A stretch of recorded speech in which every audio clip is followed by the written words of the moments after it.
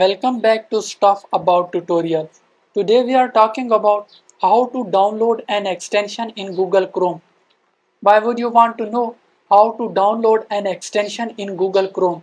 Well, maybe it is your first time using Google Chrome and not sure how to download an extension in Google Chrome. So today I am going to show you how to download an extension in Google Chrome.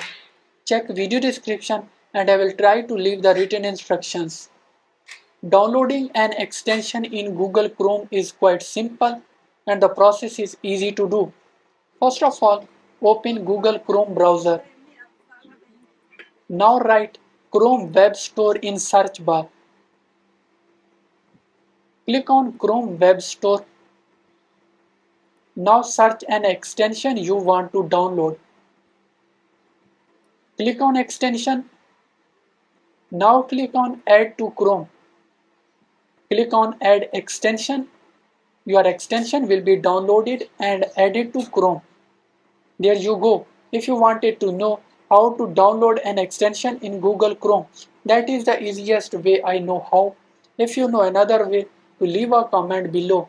Be sure to subscribe for more videos.